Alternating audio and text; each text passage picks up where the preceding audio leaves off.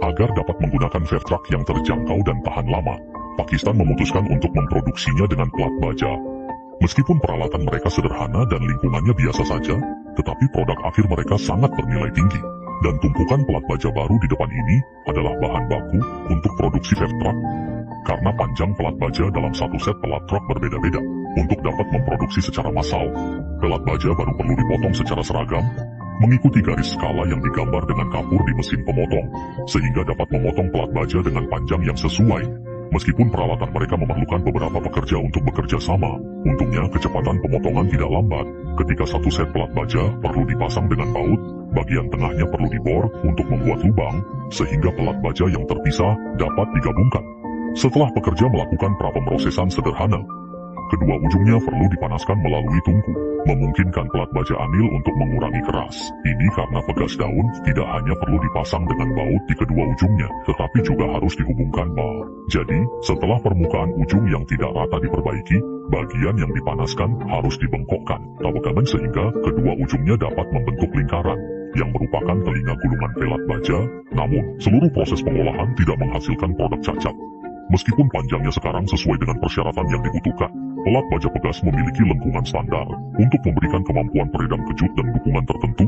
Pelat baja dengan panjang yang berbeda perlu dipanaskan secara keseluruhan menggunakan tungku, agar tidak mempengaruhi kekuatan pelat baja saat dibentuk. Setelah dipanaskan dalam tungku selama 20 menit, pelat baja yang telah mengalami anil suhu tinggi untuk mengurangi kekerasan, langkah pertama adalah diekstrusi melalui cetakan, kemudian diproses menjadi bentuk lengkung menggunakan mesin pemutar.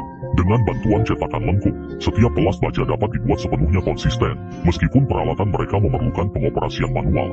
Namun seluruh proses pemrosesan tetap sangat mudah.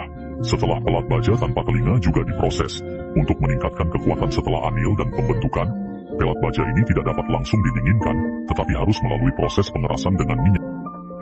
Kecepatan konveyor di dasar kolam minyak sama dengan waktu quenching, sehingga dapat meningkatkan kekerasan keseluruhan pelat baja, meskipun kekuatannya sekarang sudah meningkat. Namun, pelat baja perlu menahan seluruh berat kabin, dan juga harus berfungsi sebagai peredam kejut.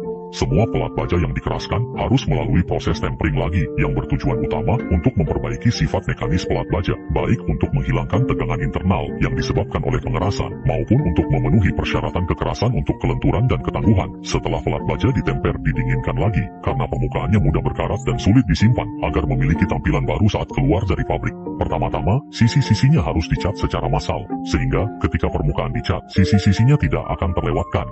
Setelah pelat baja disusun dengan rapi, pekerja akan menggunakan cat anti karat yang tahan lama untuk mengisolasi dari udara dan mencegah oksidasi dan karat. Untuk pekerja pengecatan yang tidak memiliki persyaratan khusus untuk lapisan cat, pengecatan dilakukan dengan sangat cepat agar setiap pelat baja dapat diklasifikasikan dan dirakit dengan lebih baik. Pekerja juga perlu menggunakan stensil yang berbeda untuk menyemprotkan parameter yang berbeda, sehingga dapat menentukan urutan pemasangan setiap pelat baja agar tidak terjadi kesalahan saat perakitan.